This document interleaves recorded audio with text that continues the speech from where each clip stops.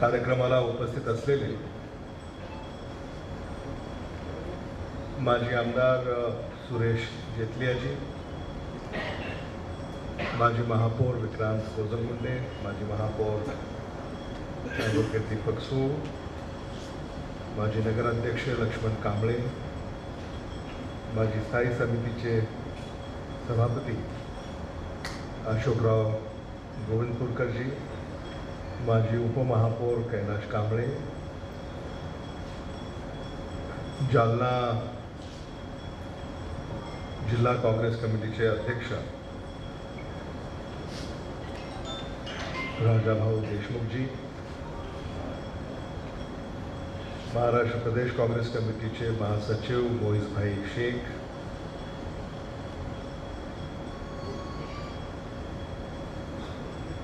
भारतीय राष्ट्रीय काँग्रेस पक्षाचे माध्यम समन्वयक व्यंकटेश पुरी,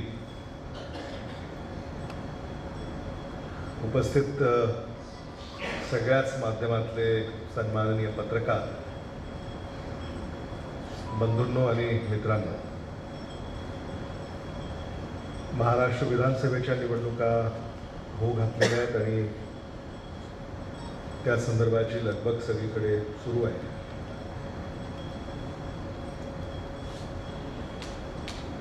जागा वाटप आता अंतिम टप्प्यात आलेला आहे आणि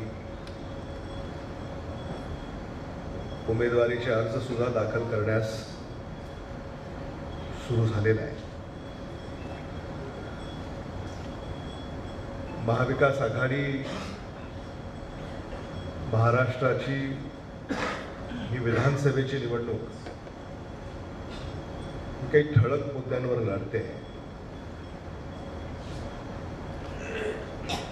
आणि त्यापैकी काही ठळक मुद्दे मी आपल्या पुढे या ठिकाणी मांडू इच्छितो. थोडक्यात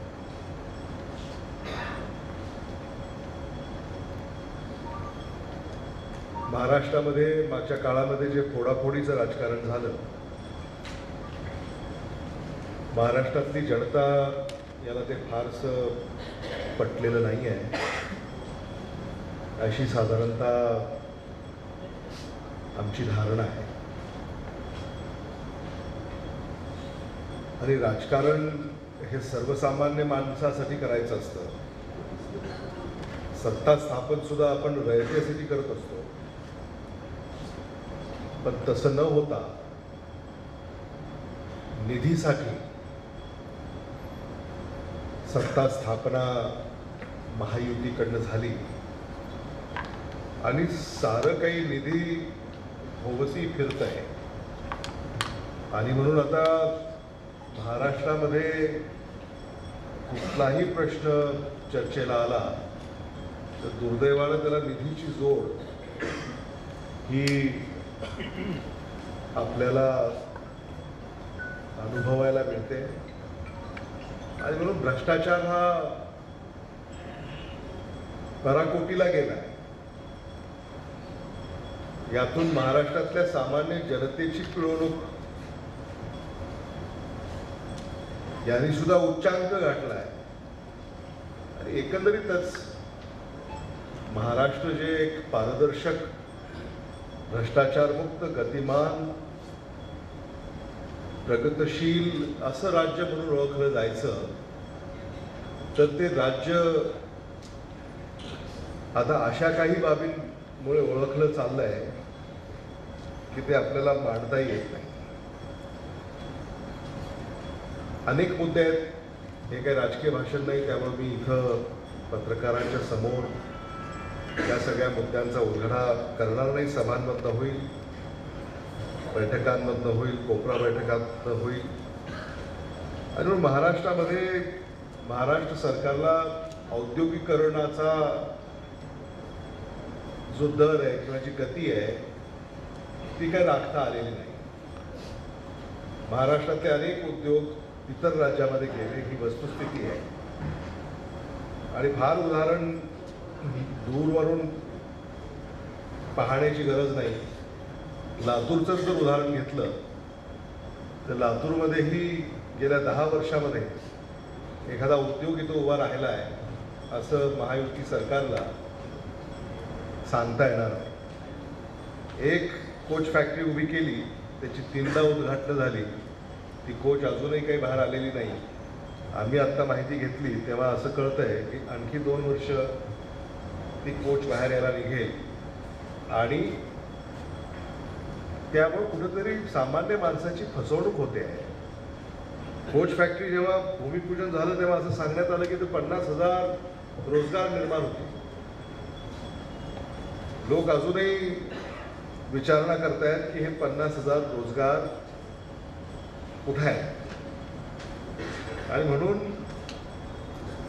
सामान्य माणसाची कुठेतरी अवहेलना होते हे यातून या ठिकाणी स्पष्ट होत आहे.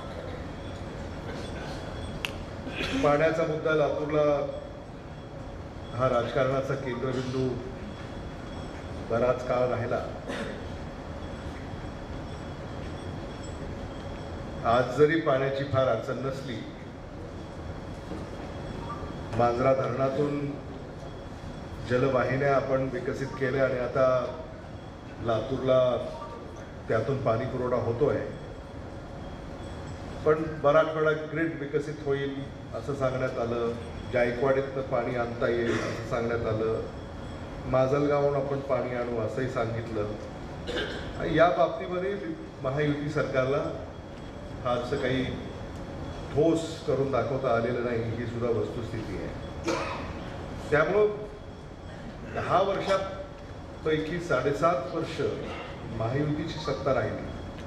महाविकास आघाडीची 2.5 वर्ष, त्यातल्या त्या जवळपास तो सगळाच काळ कोरोनाविरुद्ध लढा देण्यामध्ये आपल्या सगळ्यांचाच गेला.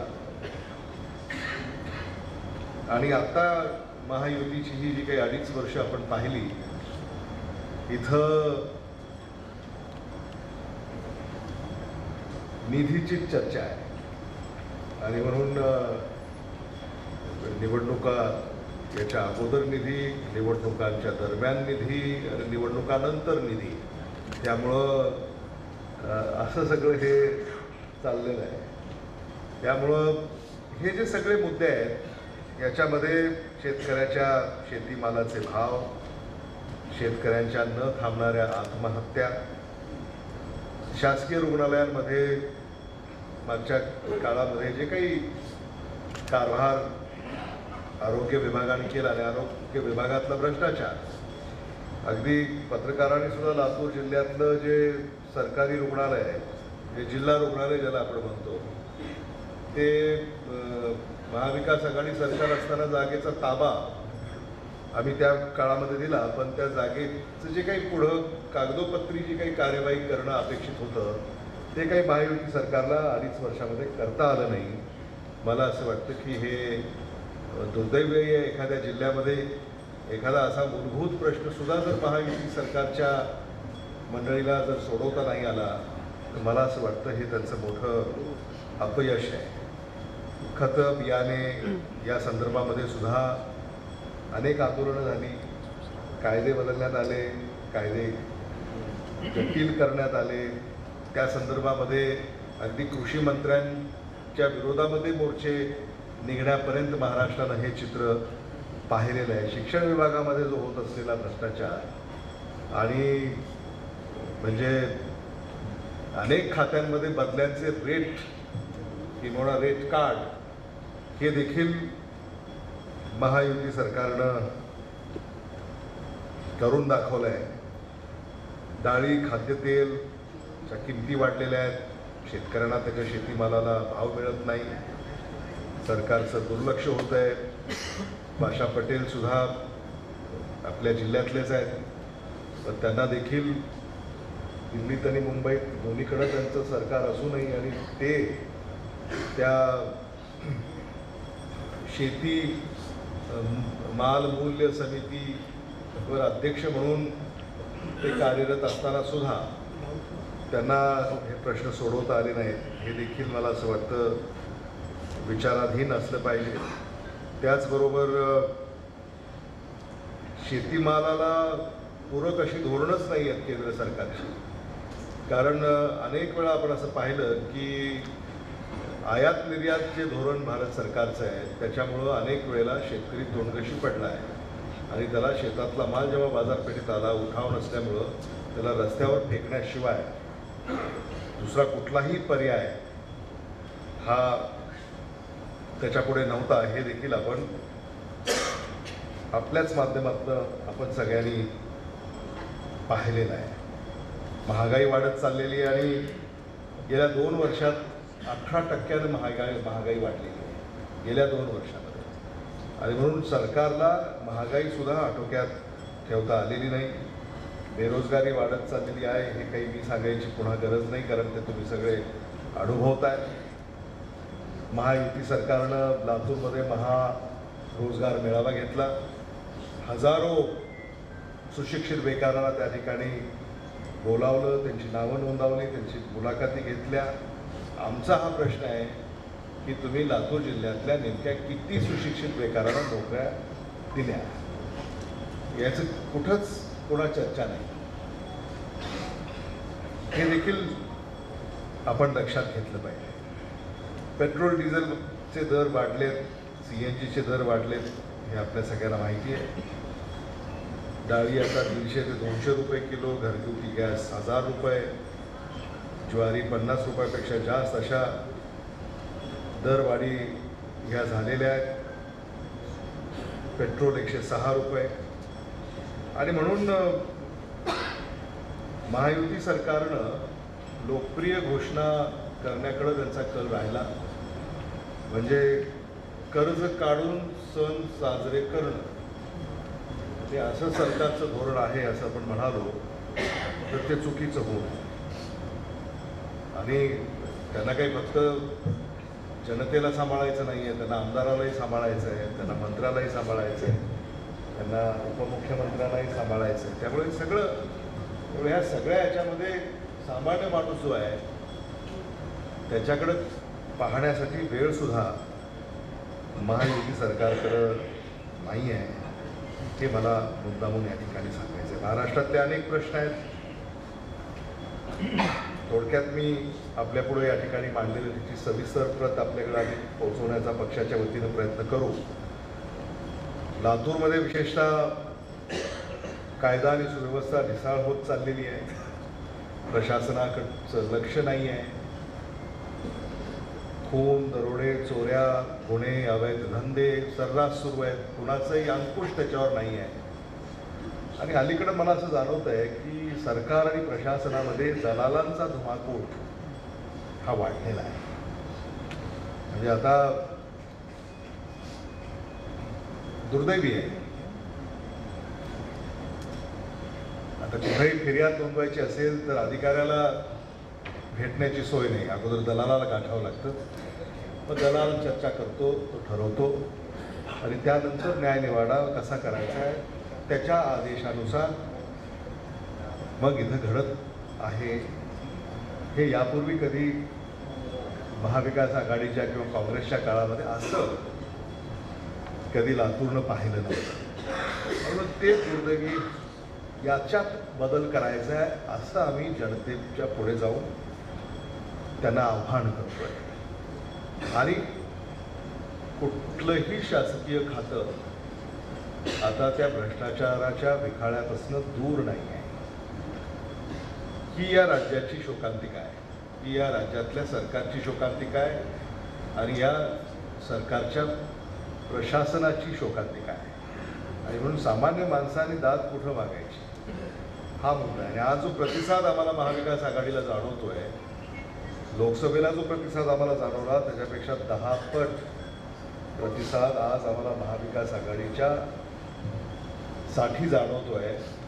आणि येणाऱ्या या निवडणुकांमध्ये दिवसेंदिवस पाठिंबा हा वाढत चाललेला आहे. आणि माझी अशी खात्री आहे की प्रचार जेव्हा संपत येईल आणि मतदान होईल तेव्हा त्या पाठिंब्याचा शिखर आम्ही गाठू आणि 2/3 पेक्षा अधिक जागा महाविकास आघाडीच्या या महाराष्ट्रामध्ये निवडून येतील असा आत्मविश्वास मी या ठिकाणी आपल्यापुढे व्यक्त करू इच्छितो. लोकप्रतिनिधी म्हणून मी काय केलं असे काही प्रश्न लोक विचारतात, ते काही सामाजिक माध्यमांकडनं आमच्यापर्यंत येतात. आणि मलाही प्रश्न असा पडला होता, आमच्या सगळ्या सहकार्याने प्रश्न पडला होता की नेमकं आम्ही विचारत पडलो आपण काय केलं. म्हणून थोडंसं आम्ही त्याचं अवलोकन केल्यानंतर असं कळालं की लातूर शहर विधानसभा मतदारसंघामध्ये 2019 ते 2024 या कालावधीमध्ये जो निधी आम्ही खेचून आणू शकलो त्याचा आकडा जवळपास 2400 कोटीचा आहे. 2400 कोटी रुपये. आणि मग ती त्या योजना, ते आकडे, ती बेरीज, हे सगळं म्हणजे जुळणार आहे असं काही हवेत आम्ही काही बोलत नाही. आणि आधी केले मग सांगितले. म्हणजे अलीकडं काय चाललंय की राजकारणामध्ये उमेदवार उभे राहतात आणि मग ते आश्वासनं देत राहतात आणि आरोपही करत राहतात. मला असं वाटतं की राजकारणामध्ये तथ्याला धरूनच भाष्य केलं पाहिजे. आणि हा विकास आम्ही करू शकलो. अनेक प्रकल्प पूर्ण झालेत, अनेक प्रगतीपथावर आहेत आणि अनेक उभे राहतात. त्यामुळं या लातूर शहर विधानसभा फक्त बोलायचं झालं तर हा निधी आम्ही लातूर शहर विधानसभा मतदारसंघासाठी खेचून आणू शकलो याचं आम्हाला समाधान आहे. बरेच प्रश्न आम्ही सोडवलेत, काही प्रश्न राहिलेले आहेत. प्रश्न उपस्थित होणं आणि ते सोडवणं ही एक निरंतर प्रक्रिया आहे. त्यामुळं भविष्यातही जेव्हा जे प्रश्न उभे राहतील ते प्रश्न सोडवण्याची धमक ही महाविकास आघाडीमध्ये आहे, काँग्रेसमध्ये आहे. हे देखील विनम्रपणे मी या ठिकाणी आपल्यापुढं नमूद करू इच्छितो. महाराष्ट्रामध्ये जागा वाटप याचा आकडा 1-2 दिवसामध्ये आपल्यापुढं स्पष्ट होईल. महाविकास आघाडीमध्ये कोणता पक्ष किती जागा लढवत आहे याचा एक फार उत्सुकता आपल्यापैकी प्रत्येकाला आहे. त्यामुळे तोही आकडा या ठिकाणी स्पष्ट होईल. पण त्या संदर्भामध्ये सुद्धा आमची ही भूमिका आहे की महाविकास आघाडीवरून आम्ही ही निवडणूक लढवतो आहे. महाविकास आघाडीच आमचा चेहरा आहे आणि महाविकास आघाडी हीच आमची शक्ती आहे. या दृष्टिकोनातून आम्ही या निवडणुकीला सामोरे जात आहोत.